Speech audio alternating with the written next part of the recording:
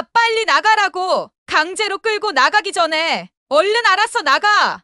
민정아, 밖에 눈도 이렇게 오는데 엄마는 어디 갈 곳도 없단다. 엄마가 어디 갈 곳이 있든 없든 그게 내 알바야! 그럼 제발 엄마 외투라도 챙겨줘. 밖에 날씨가 너무 추워서 그래. 난 모르겠으니까 빨리 나가라고! 여러분, 안녕하세요.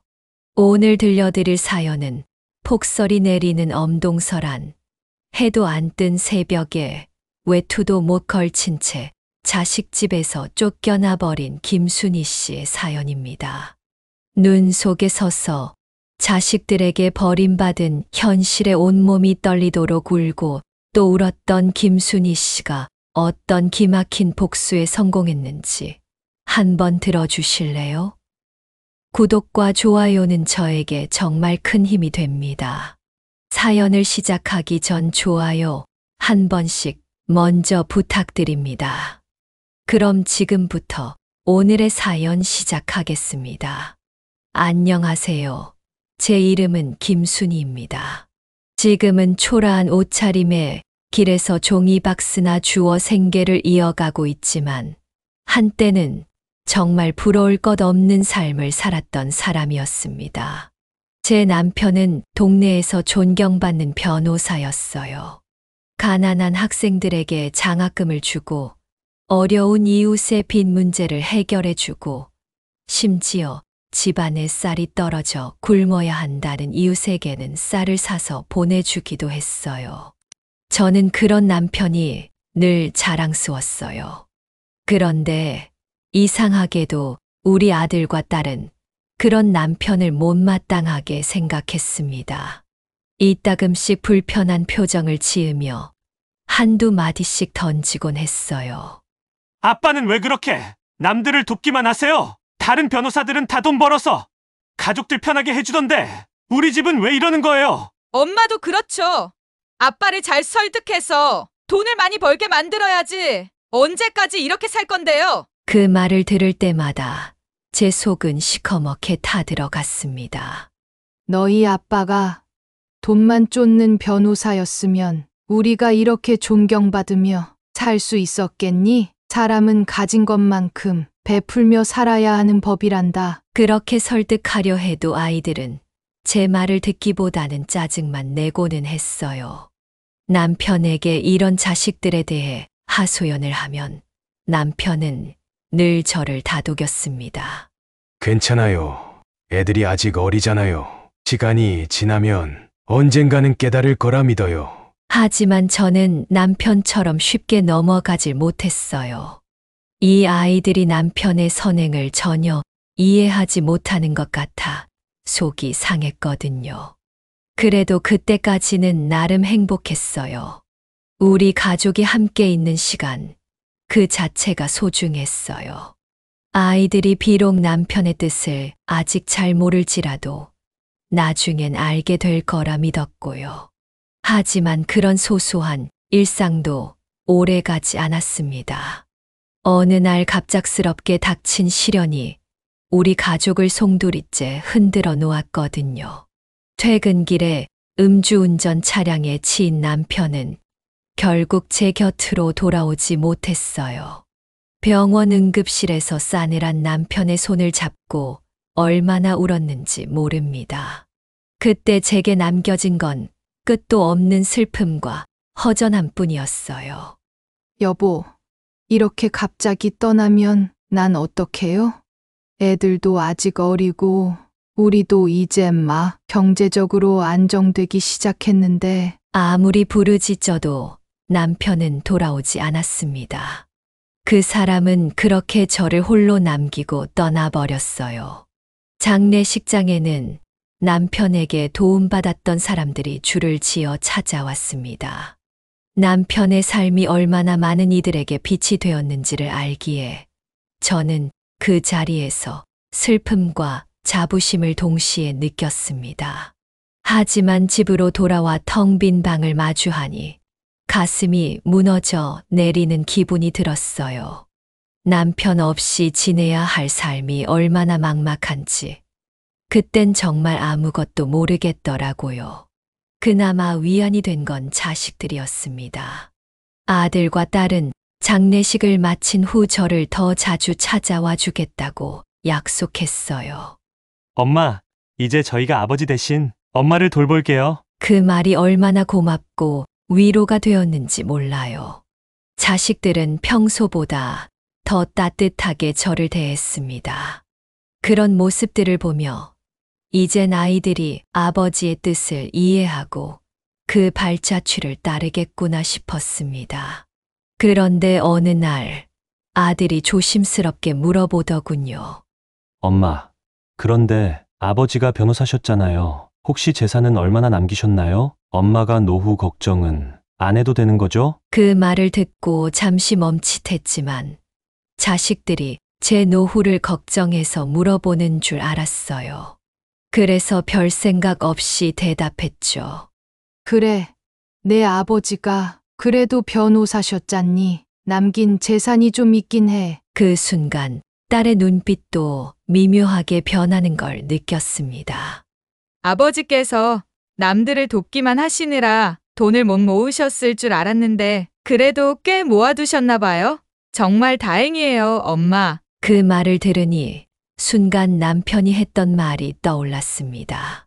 순희 씨, 절대 우리 재산이 얼마인지 애들한테 말하면 안 돼요. 우리 애들은 아직까진 세상에서 돈이 제일 중요하다고 믿는 것 같거든요. 순간 아차 싶었지만 이미 말을 해버린 후였습니다. 그때는 우리 애들이 설마 하며 별일 없을 거라고 대수롭지 않게 넘겼습니다. 어떻게든 아이들의 진심을 믿으려 애썼거든요. 하지만 결국 자식들의 진짜 모습을 확인하게 되는 순간이 찾아오고 말았습니다. 어느 날 첫째 딸이 사위와 함께 집을 찾아왔습니다. 손에는 음식 바구니를 들고 있었어요. 엄마, 오늘은 제가 직접 음식을 만들어 왔어요. 엄마가 요즘 잘 못 드시고 있는 것 같아서요. 딸의 밝은 목소리를 들으며 저는 묘한 감정이 들었습니다. 딸 아이가 직접 음식을 만들어 온 건 이번이 처음이었거든요. 그래? 그럼 한번 먹어보자. 밥상을 차리며 저는 음식을 한 젓가락 떠먹었습니다. 그런데 제 입맛은 속일 수 없었어요. 음식이 맛있긴 했지만 이건 분명히 집에서 만든 게 아니었습니다. 30년 넘게 주방을 지킨 제 입맛은 밖에서 사온 음식인지 직접 만든 음식인지 금방 알아챌 수 있었습니다. 하지만 딸이 섭섭해할까봐 굳이 그것을 딸에게 지적하진 않았어요. 딸과 사위는 저와 함께 저녁 식사를 하며 한참 동안 제 안부를 물었습니다. 엄마, 요즘은 외롭진 않으세요? 아버지 돌아가시고 나서 엄마가 많이 힘들어 보이셔서요. 딸의 걱정스러운 목소리에 잠시 마음이 따뜻해졌습니다. 딸이 저를 걱정해 주는구나 싶어서요. 그런데 식사가 끝날 무렵 딸이 뜬금없이 묻더군요. 엄마, 그런데 아버지가 남기신 재산은 어떻게 하실 거예요? 그 순간 제 가슴이 철렁 내려앉았습니다. 마치 예고 없이 날아온 돌멩이에 맞은 듯한 느낌이었어요. 왜 그걸 묻니? 아버지 재산은 엄마가 알아서 잘 관리하고 있으니 너는 신경 쓰지 마. 제 목소리는 단호했지만 딸은 물러서지 않았습니다.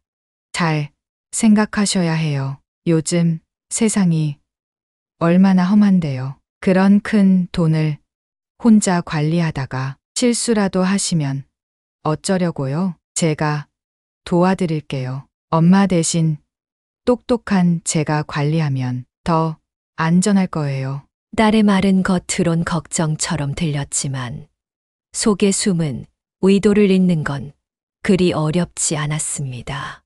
저는 딸의 말을 단호히 잘랐습니다. 됐어. 엄마가 잘 알아서 할 테니 다시는 그런 말 하지 마라. 딸은 제 말에 기분이 상했는지 화를 내며 말했습니다.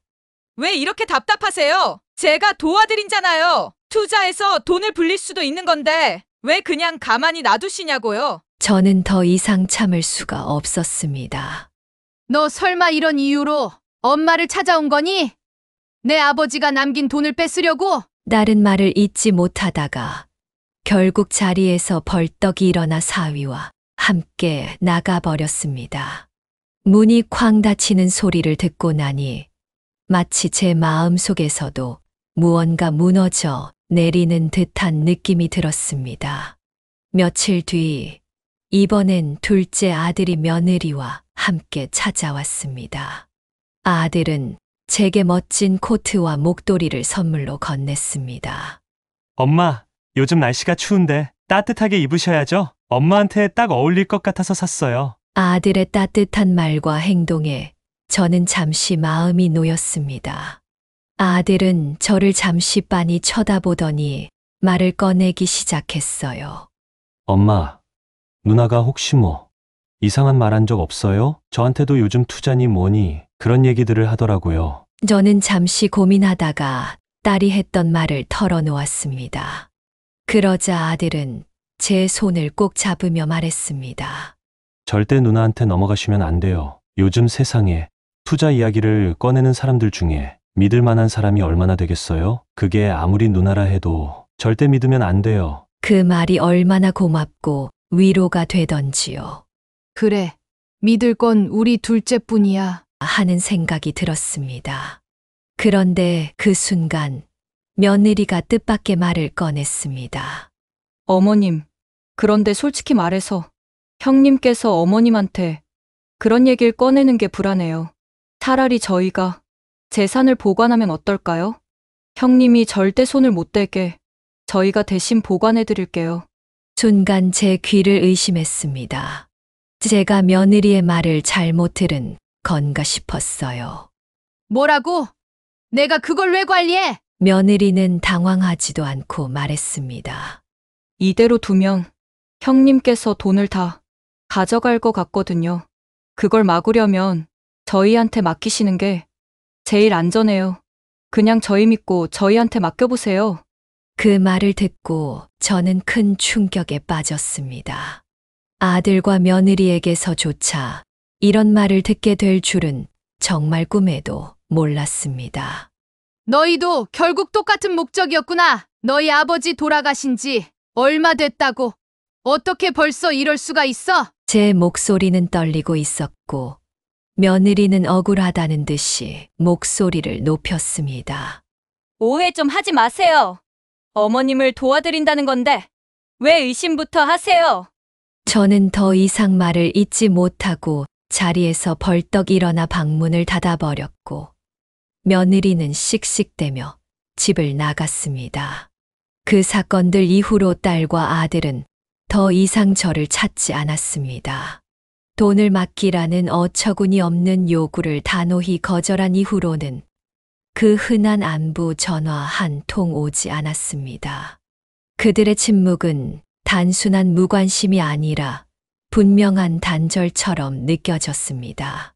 자식들을 잘못 키운 내 잘못인 걸까? 정말 내가 잘못한 걸까? 하지만 아무리 생각해도 제가 그들에게 해준 것은 사랑과 희생뿐이었는데 어째서 돌아오는 건 탐욕뿐인지 도무지 이해할 수 없었습니다.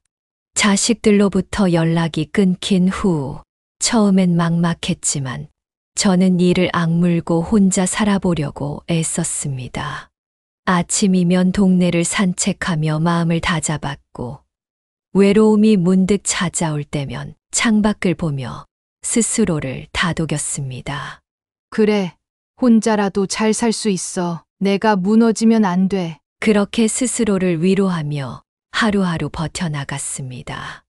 그러던 어느 날 둘째 아들에게서 전화가 걸려왔습니다.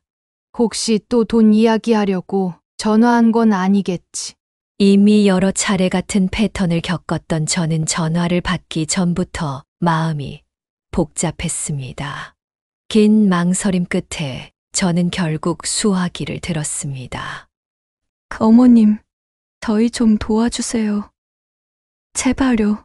수화기 너머로 들려오는 며느리의 목소리가 떨리고 있었습니다. 다급하고 울먹이는 기색이 생생하게 느껴졌습니다. 어머님, 정말 큰일 났어요. 어젯밤에 진호 씨가 교통사고를 당했어요. 순간 제 가슴이 철렁했습니다. 뭐라고? 교통사고? 지금 어디야? 진호는 괜찮은 거니? 음주운전 차량에 치였어요. 그런데 가해자도 못 잡고 수술비가 너무 많이 들 것 같아요. 어머님, 이대로 있다간 진호 씨 정말 죽을 것 같아요. 어머님 아들 좀 살려주세요. 그 말을 듣는 순간 제 머릿속이 하얘졌습니다. 남편도 음주운전 사고로 세상을 떠난 게 불과 얼마 전 일이었는데 이제 우리 아들마저 같은 일을 겪다니 모든 것이 겹치면서 쓰러질 것만 같았습니다. 지금 어느 병원에 있어? 엄마가 당장 갈게. 저는 전화기를 붙들고 애타게 물었습니다. 그러나 며느리는 다급히 말을 돌렸습니다. 어머님, 지금 진호 씨 상태가 너무 위중해서 면회도 안 된대요. 지금은 수술비와 치료비가 급해요. 어머님 도움이 아니면 정말 방법이 없어요. 그래도 병원을 알려줘야지. 내가 직접 가서 우리 아들 상태라도 확인해야지. 어머님, 정말 죄송해요. 지금은 면회가 통제돼서요. 안정되면 꼭 알려드릴게요. 지금은 돈이 제일 시급해요. 그 말이 너무 절박하게 들려 순간 머릿속에 스쳤던 의심은 금세 사라지고 말았어요. 설마 이런 걸로 거짓말을 하겠어? 아들이 아프다는데 내가 뭘 망설이는 거야. 곧 이어 며느리가 전화기를 아들에게 넘겼습니다. 엄마, 아들의 목소리가 수화기 너머로 들려왔습니다. 울먹이며 간신히 말을 이어나가고 있었죠. 엄마, 살려주세요. 제발 저 좀 살려주세요. 살려달라는 아들의 다급한 목소리를 듣는 순간 머릿속이 하얘지기 시작했습니다. 다시 며느리는 간절한 목소리로 제게 애원을 하기 시작했습니다. 어머님, 진호 씨 좀 살려주세요. 제발 부탁이에요. 무슨 일이 있더라도 빌려주시는 돈은 꼭 갚을게요. 제발요. 순간 남편이 음주운전 사고로 세상을 떠난 그날의 악몽이 되살아났습니다. 아들마저 같은 사고로 잃게 된다면 저는 더 이상 인생을 살아갈 이유가 없을 것만 같았습니다. 지금 돈이 얼마나 필요한 거니? 수술비가 생각보다 큰 금액이에요. 며느리는 울먹이며 말을 이었습니다. 수술뿐만 아니라 치료도 오래 걸리고요. 진호 씨는 아마 1년 넘게 치료만 받아야 할지도 모른대요. 그리고 저도 옆에서 간병을 해야 하니 1년 동안 생활비도 필요해요. 2억 정도만 빌려주시면 다 해결될 것 같아요. 며느리가 말한 금액을 듣는 순간 저는 숨이 턱 막히는 것 같았습니다. 아니, 그렇게나 많이. 어머님, 저희도 너무 죄송해요. 하지만 지금은 저희가 어머님밖에 의지할 데가 없어요. 꼭 갚겠습니다. 어머님께서 도와주시면 저희가 어떻게든 다시 일어나서 2배, 3배로 갚을게요. 그 말에 제 마음은 더 흔들렸습니다. 내가 이 돈을 안 보내서 아들을 잃으면 어떡하나? 며느리는 끊임없이 애원을 이어갔습니다. 어머니, 제발요. 오늘 수술 들어가고 곧 2번째 수술도 잡혀 있어요. 돈이 없으면 진행이 안 된대요. 병원에서도 더 이상 기다려줄 수 없다고 해서 제발 이번만 도와주세요. 그 간절한 목소리를 듣자 더는 망설일 수 없었습니다. 알았어. 이 계좌로 보내면 되지? 네. 어머님 정말 감사합니다. 이 은혜 평생 잊지 않을게요. 꼭 갚겠습니다. 그렇게 저는 은행으로 뛰쳐갔습니다. 그 모습을 본 이웃집 김씨 아저씨가 자초지종을 물어보더군요.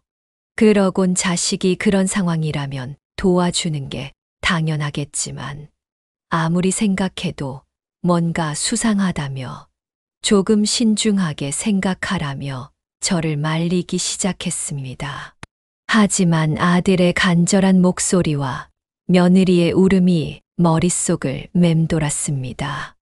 내 아들이 아프다는데 무슨 소용이야? 이 돈보다 아들이 더 소중하지. 결국 저는 은행에 가서 송금을 했습니다. 어머님, 정말 감사합니다. 이 은혜는 죽을 때까지 잊지 않을게요. 수술 잘 끝내고 나면 꼭 소식 전할게요. 며느리의 감사 인사 이후 며칠이 지나도 아들의 소식은 전혀 들려오지 않았습니다. 아들의 소식이 너무 궁금할 때마다 전화를 걸었지만 며느리는 여전히 같은 말을 반복했습니다. 어머님, 수술이 다 끝나지 않아서요. 다음 수술도 또 잡혀 있고 아직 진호 씨가 안정되지 않아서 면회는 어렵대요. 우리 진호가 있는 병원이 어디라고? 이름이라도 알려줘야 다음에 내가 가보지 않겠니? 어머님, 조금만 기다려 주세요. 나중에 다 말씀드릴게요. 그렇게 시간이 흐르면서 연락은 점점 뜸해졌습니다. 하지만 저는 여전히 의심하지 않았습니다. 수술 중이라서 그렇겠지. 상황이 정말 위급한가 보다. 나중에 안정되면 분명 연락이 올 거야. 저는 그 순간에도 여전히 아들과 며느리를 믿고 있었습니다. 그로부터 며칠 뒤, 이번엔 첫째 딸이 이른 아침부터 다급히 집을 찾아왔습니다. 문을 열자마자 딸 아이의 눈이 날카롭게 번뜩이더군요. 엄마! 설마 진호한테 돈 빌려줬어? 딸 아이의 첫마디에 저는 순간 얼어붙고 말았습니다. 그래. 내 동생이 교통사고를 당해서 수술비가 급하다잖니. 엄마가 돼서 어떻게 안 도와줄 수 있겠어? 그게 뭐 잘못된 거니? 제 말을 듣고 딸은 믿기지 않는다는 듯 한숨을 내쉬며 이 말을 짚었습니다. 엄마! 진짜 정신 좀 차려. 이렇게 뻔히 거짓말하는데도 속아서 돈을 다 주고 아직도 동생을 믿는 거야? 그 말이 제 심장을 꽉 움켜쥐는 것 같았습니다. 믿고 싶지 않았습니다. 그래도 내 아들인데 어떻게 저를 이렇게 속일 수 있을까요? 말 한마디 제대로 나오지 않았습니다. 아니야. 그럴 리 없어. 내 동생은 정말 아팠다니까. 진호가 그렇게까지 거짓말할 리가 없잖니. 하지만 딸은 절대 물러서지 않았습니다. 딸 아이의 목소리는 더 높아졌고 눈빛은 차갑게 변했습니다. 제발 현실을 좀 보라고. 엄마 돈으로 외제차 사고 사람들한테 자랑하고 다닌다고. 진짜 내가 이런 거 다 보여줘야 알아? 딸은 손에 들고 있던 휴대폰을 저에게 내밀었습니다. 화면 속에는 진호가 새로 산 외제차 앞에서 환하게 웃고 있는 모습이 있었습니다. 고급 레스토랑에서 식사하는 사진도 여러 장 보였습니다. 그리고 메시지엔 이번에 제대로 된 차 샀다. 멋지지? 라며 자랑하는 글이 적혀 있었습니다. 그 사진들을 보는 순간 제 머릿속이 하얘졌습니다. 믿기 어려웠습니다. 그럴 리가 없어. 내가 뭘 잘못 본 거겠지. 진호가 그렇게까지 나쁜 애는 아니야. 내 아들이 설마. 엄마 눈으로 보고도 못 믿겠다는 거야? 진호가 엄마를 속인 게 여기 다 보이잖아. 아직도 진호 편 드는 거야? 이런 상황에서도? 딸의 말에 저는 더 이상 반박할 수 없었습니다. 말문이 막혔습니다. 믿었던 아들이 저를 이렇게 속였다는 사실이 충격으로 다가왔습니다. 그동안 제가 얼마나 순진하게 믿었는지, 제가 얼마나 어리석게 속았는지 뼈저리게 느껴졌습니다. 하지만 딸은 거기서 멈추지 않았습니다. 눈빛은 점점 더 날카로워졌고, 목소리는 차분하면서도 단호해졌습니다. 엄마, 솔직히 말해봐. 동생한테는 그렇게 큰 돈 주면서 나는 왜 아무것도 없어? 내가 딸이라서 그래? 진호는 아들이라서 그런 거고? 진호만 엄마 자식이야. 그 말에 저는 깜짝 놀라서 고개를 저었습니다. 아니야. 그런 뜻이 아니야. 너도 내 소중한 딸이야. 엄마가 어떻게 너를 소홀히 하겠니? 그럼 왜 나한테는 아무것도 안 줘? 보통 부모님들은 자식들한테 반반씩 공평하게 나누잖아. 그런데 왜 동생한테만 줘? 난 엄마한테 뭘 받은 게 없어. 딸은 단호하게 요구를 이어갔습니다. 진호가 교통사고 나서 아프다고 해서 줬다면서. 그럼 나도 진호처럼 똑같이 거짓말하면 돼? 나도 사고 났다고 엄마 속이면 되냐고. 난 엄마한테 그렇게까지 하고 싶지 않으니까 똑같이 반반 나눠달라고 하는 거야. 그 말을 듣는 순간 저는 너무나 혼란스러웠습니다. 지금 엄마가 진호한테 돈을 다 줘서 현금이 얼마 없어. 그래, 그럼 집을 팔면 되잖아. 이 집이 뭐가 그렇게 중요해? 내가 말 안 해줬으면 진호한테 계속 속아서 결국 아무것도 안 남을게 뻔한데. 저는 그 말에 크게 반발했습니다. 집을 팔아라고? 그럼 엄마 보고 길바닥에 나 앉으라는 거야? 이 집은 내 아버지와 엄마의 추억이 있는 곳이야. 엄마가 이 집을 어떻게 팔겠니? 누가 엄마한테 길바닥에 나 앉으래? 우리 집에 들어오면 되잖아. 사위도 엄마 모시겠다는데 뭐가 문제야? 진호한테 돈 다 뜯길 거 내가 엄마를 구해준 거잖아. 딸은 마치 모든 것이 계획된 것처럼 뻔뻔하게 요구를 이어갔습니다. 엄마가 진호 도와준 만큼 나한테도 줘야 공평하지. 만약 엄마가 나한테는 안 주면 나는 진호랑도 연 끊고 엄마랑도 끝낼 거야. 더 이상 나한테 평생 연락도 하지 마. 나도 엄마 안 볼 테니까. 딸의 마지막 말은 제 마음을 송두리째 흔들었습니다. 남편은 이미 세상을 떠났고 아들은 저를 속이며 배신했습니다. 딸마저 잃는다면 나는 정말 혼자가 되는 것이 아닐까 하는 두려움이 엄습했습니다. 그래. 우리 딸은 다를 거야. 딸은 나를 배신하지 않을 거야. 이제는 딸이라도 잡아야 해. 결국 저는 딸의 요구를 들어주기로 결심했습니다. 알았어. 내 말대로 해보자. 엄마가 너무 진호만 믿었던 것 같아. 그러나 그 결정이 제 삶을 송두리째 뒤흔들 것이라는 걸 저는 그때는 알지 못했습니다. 딸의 집에 들어가던 날, 저는 이게 새로운 시작이라고 믿으려고 했습니다. 평생을 함께했던 남편이 떠나고 정든 집을 팔아 떠나야 했던 제게 딸과 함께 지내는 삶이 유일한 위안처럼 느껴졌거든요. 엄마, 이제 우리 집에서 편하게 지내세요. 우리 남편도 엄마를 잘 모실 거예요. 딸의 그 말을 믿고 저는 가방을 들고 딸의 집으로 들어섰습니다. 딸과 사위는 저를 반갑게 맞아주었고 함께 저녁 식사를 하며 이런저런 이야기를 나누었습니다.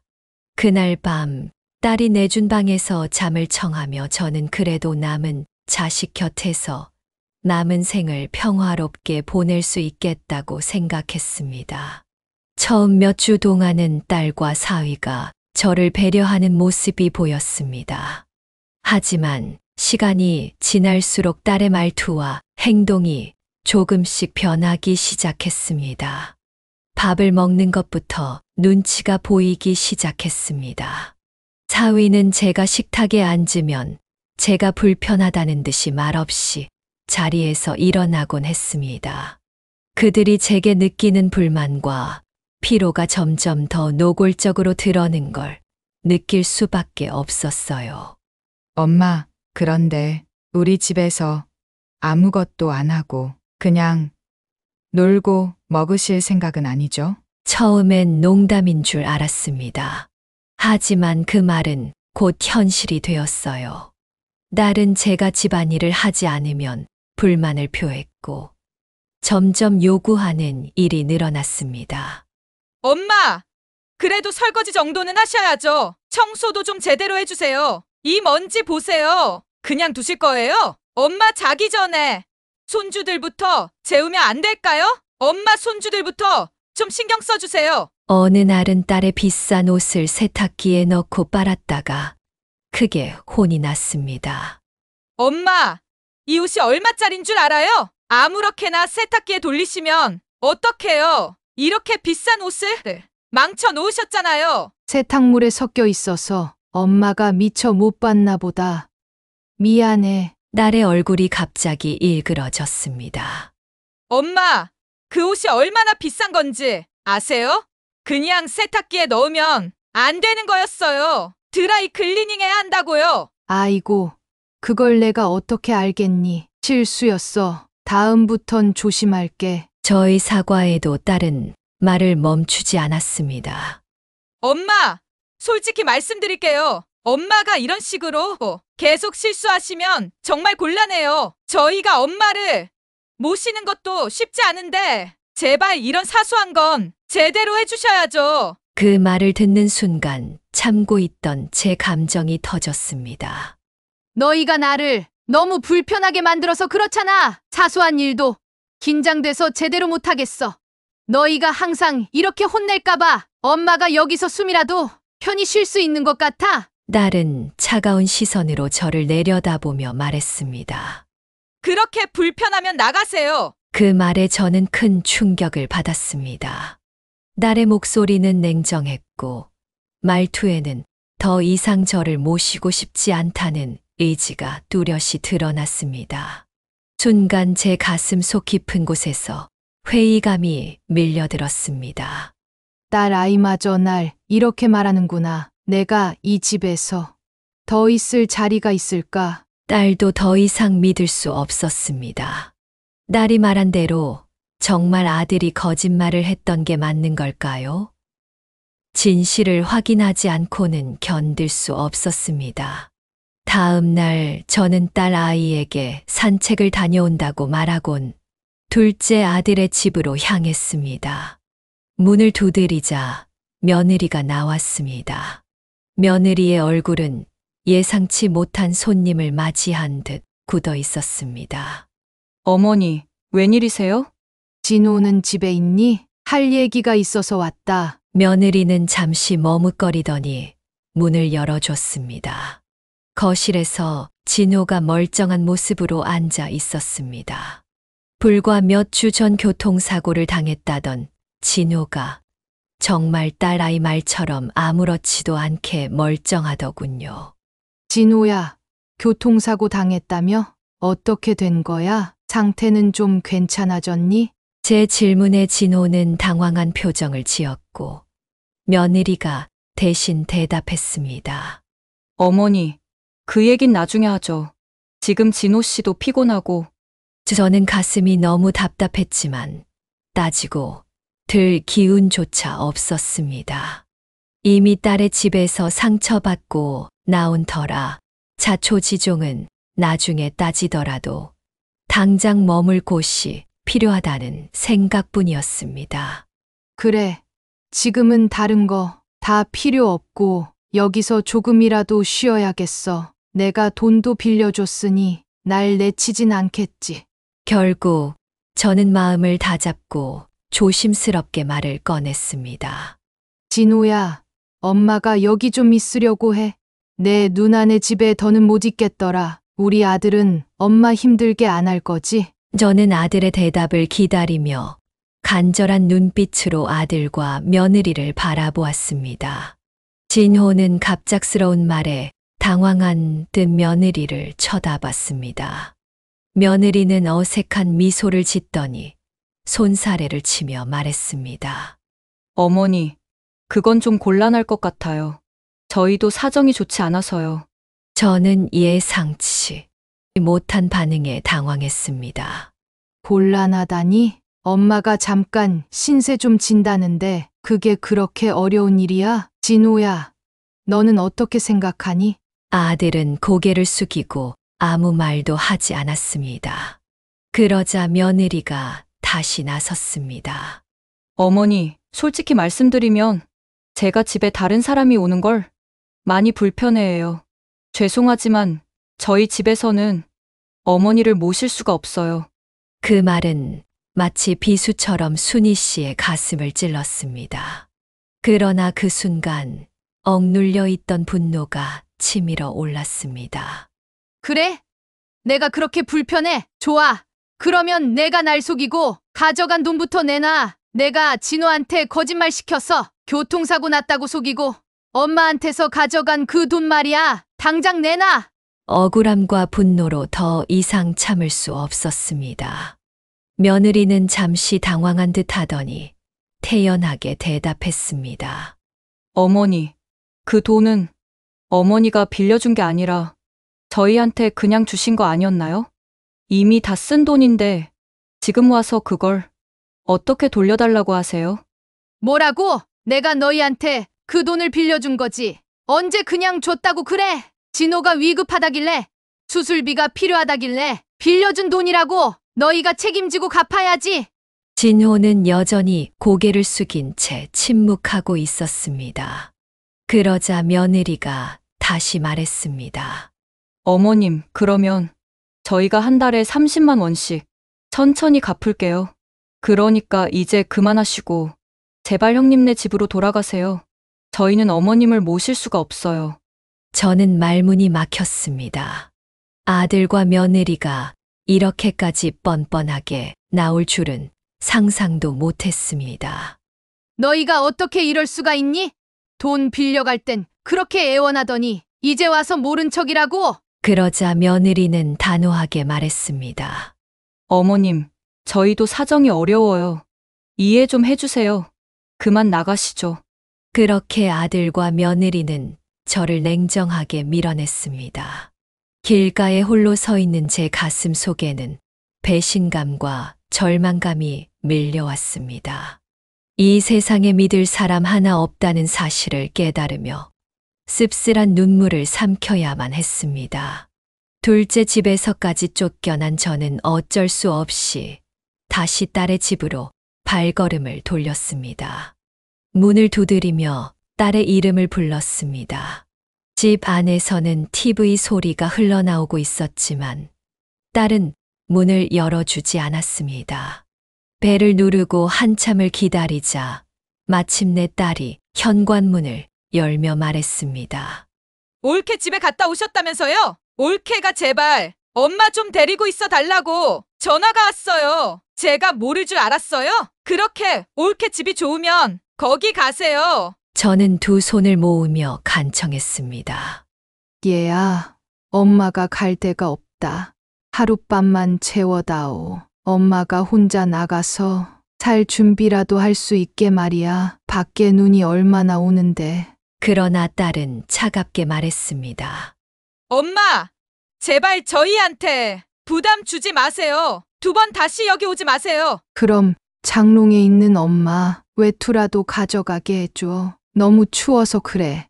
마지막으로 간절히 내뱉은 말이었지만 딸은 대답 대신 문을 닫아버렸습니다.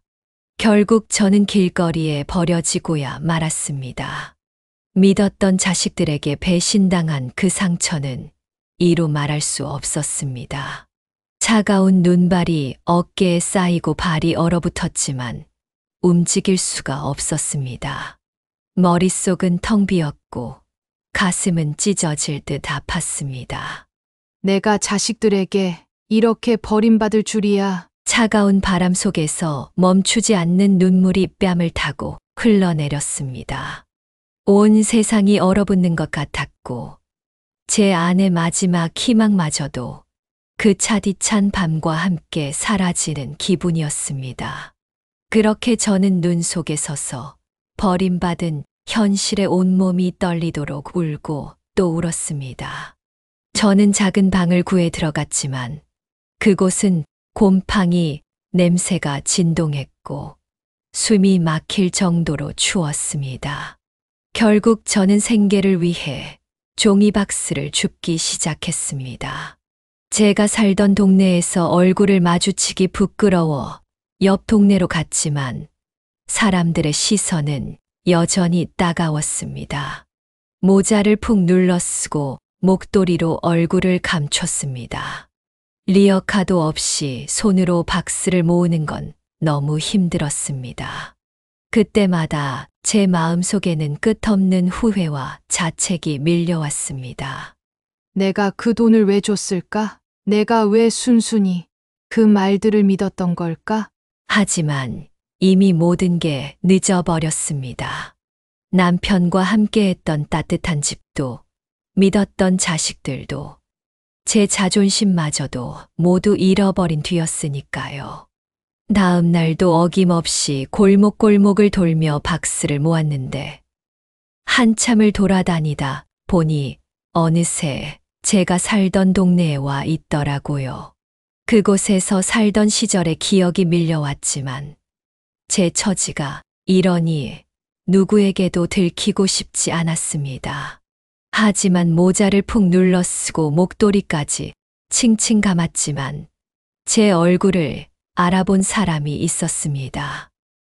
사모님, 아니, 사모님 맞으시죠? 낯익은 목소리에 고개를 들어보니 그곳에 김씨 아저씨가 서 있었습니다. 남편이 살아있을 때 남편의 법적 조언 덕분에 회사 부도를 막을 수 있었던 김씨 아저씨였습니다. 사모님, 이게 대체 어찌 된 일이에요? 왜 여기서 종이박스를? 저는 순간 얼어붙었습니다. 아는 사람을 만나기 싫어서 일부러 피했던 제 동네에서, 그것도 남편이 한때 도와줬던 사람에게 이런 모습을 보이게 될 줄은 꿈에도 몰랐거든요. 아저씨, 그냥 사정이 좀 안 좋아졌어요. 아저씨는 제 말을 끊으며 강하게 물었습니다. 사모님, 솔직히 말씀해 보세요. 대체 무슨 일이 있었던 겁니까? 저는 더 이상 숨길 수 없다는 생각에 그동안의 이야기를 모두 털어놓았습니다. 남편의 죽음과 자식들의 배신, 그리고 집까지 잃고 이렇게 종이박스를 줍게 된 과정까지요. 이야기를 하는 내내 제 눈에서는 눈물이 멈추질 않았습니다. 김씨 아저씨는 제 말을 듣고 얼굴이 벌겋게 달아오르며 분노했습니다. 사모님, 이게 대체 말이 됩니까? 자식들이 어떻게 부모한테 그런 짓을 할 수가 있어요? 변호사님께서 생전에 얼마나 훌륭한 분이셨는데! 김씨 아저씨는 제 손을 꼭 잡으며 말했습니다. 사모님, 제가 도와드리겠습니다. 변호사님이 아니었으면 저희 회사는 이미 문을 닫았을 겁니다. 그 덕분에 제가 지금까지 이렇게 밥 벌어먹고 살 수 있어요. 이제 제가 은혜를 갚아야죠. 저는 김씨 아저씨의 말을 듣고 고개를 저었습니다. 아니에요, 아저씨. 이제 와서 제가 무슨 도움을 받겠어요. 이미 너무 늦었어요. 하지만 아저씨는 단호했습니다. 아닙니다, 변호사님께서. 저를 도와주신 것처럼 저도 사모님을 돕는 게 당연한 일입니다. 그리고 며칠 뒤 아저씨는 저를 위해 작은 전셋집을 마련해 주었습니다. 원래 살던 집만큼은 아니었지만 곰팡이 냄새가 진동하던 이전 새방과는 비교도 되지 않을 만큼 쾌적했어요. 이제 여기서 편히 지내세요. 매달 생활비도 조금씩 보내드릴 테니 걱정하지 마세요. 그 말을 듣는 순간 제 눈에서 눈물이 왈칵 쏟아졌습니다. 아저씨, 정말 감사합니다. 저 같은 사람을 이렇게 도와주시다니. 사모님, 제가 감사해야죠. 변호사님이 아니었으면 지금의 저는 없었을 겁니다. 새로운 집에서 처음 맞이한 아침은 정말 오랜만에 편안했습니다. 따뜻한 햇살이 창문을 통해 들어와 방을 밝히는 모습을 보며 제 삶에도 다시 희망이 찾아올 수 있을까 하는 생각이 들었어요. 물론 잃어버린 것들을 되찾을 순 없겠지만 김씨 아저씨의 도움으로 다시 시작할 용기가 생겼습니다. 매달 보내주는 생활비는 제가 다시 살아갈 수 있는 최소한의 기반이 되었습니다. 김씨 아저씨는 제게 단순히 물질적인 도움만 준 것이 아니었습니다. 따뜻한 말과 배려는 제가 스스로를 다잡을 수 있게 해주었고, 저는 조금씩 삶의 의지를 되찾아갔습니다. 어느 날, 김씨 아저씨는 제게 이렇게 말했습니다. 사모님, 그냥 이렇게 넘어가선 안 됩니다. 자식들에게도 교훈을 줘야 하지 않겠습니까? 저는 그의 말을 듣고 한참 동안 고민했습니다. 자식들에게 법적으로든 어떤 방식으로든 복수를 한다는 것은 쉬운 결정이 아니었습니다.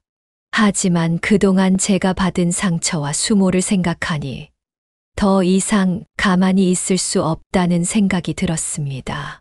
그래요, 아저씨. 저도 이대로 당하고만 있지는 않을 겁니다. 김씨 아저씨는 고개를 끄덕이며 말했습니다. 좋습니다. 저도 도울 수 있는 모든 방법을 동원하겠습니다. 그렇게 저와 김씨 아저씨는 계획을 세우기 시작했습니다. 단순한 복수를 넘어서 자식들이 진정으로 뉘우치고 자신의 잘못을 깨닫게 만들 방법을요. 이제 저는 더 이상 혼자가 아니었습니다. 김씨 아저씨라는 든든한 동료와 함께 제 삶의 새로운 장을 열어가기로 결심했습니다. 그날 밤, 저는 오랜만에 침대에 누워 깊은 잠을 잘 수 있었습니다. 이번엔 눈물로 베개를 적시는 대신 희미하지만 따뜻한 희망을 품은 채로 말이에요.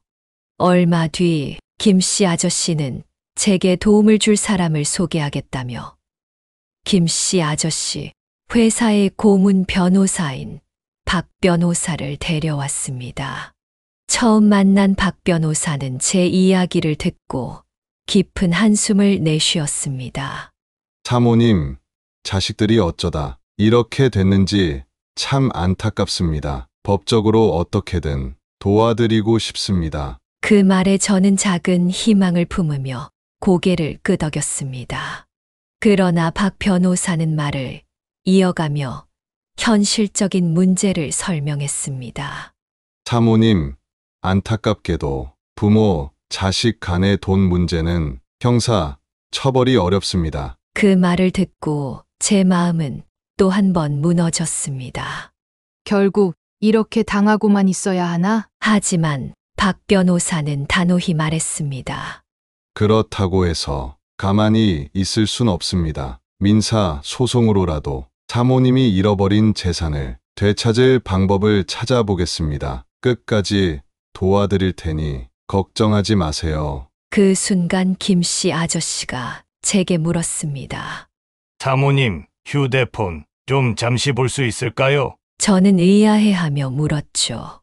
휴대폰이요? 갑자기 그걸 왜요? 그러자 김씨 아저씨는 미소를 지으며 말했습니다.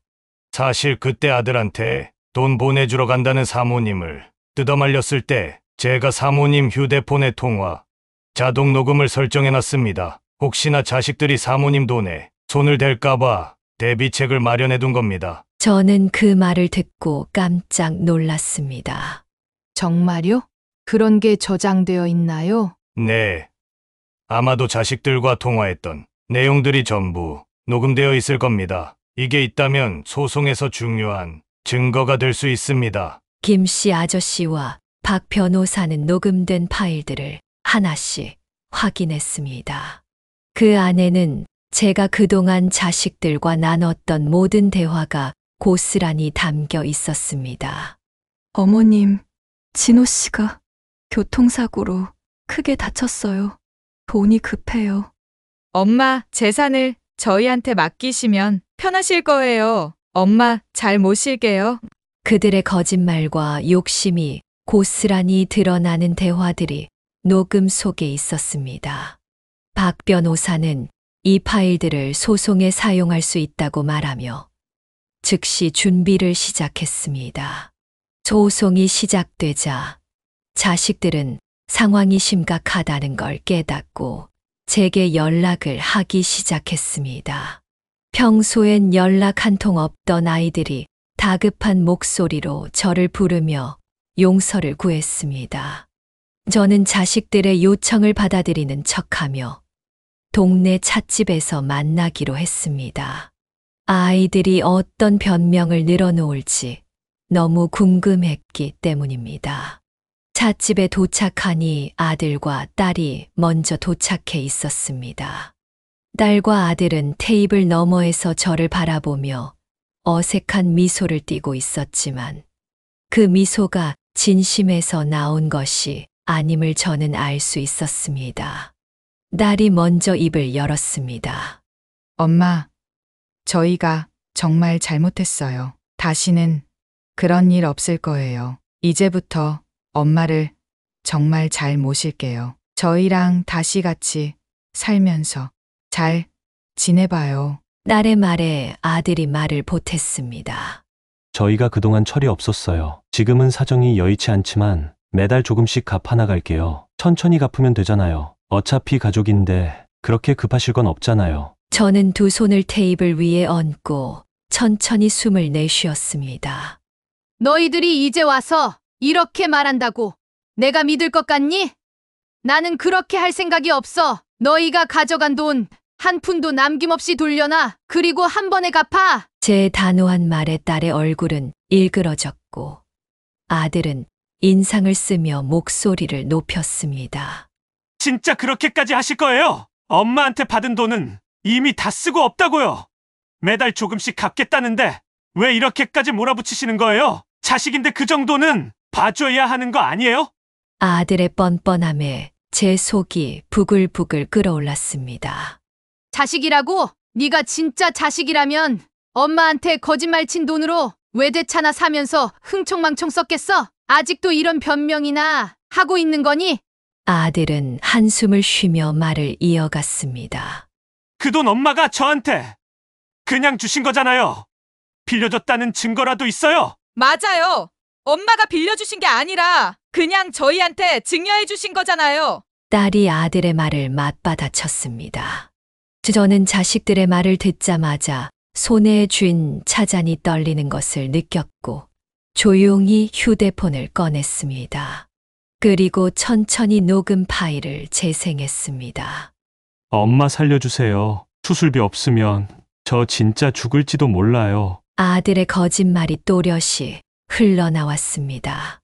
이어 딸의 목소리가 들렸습니다. 엄마, 내가 딸이라서 안 도와주는 거야? 엄마 진짜 잘 모시고 살 테니까 나도 돈 빌려줘. 녹음 파일이 끝나자 찻집은 고요해졌습니다.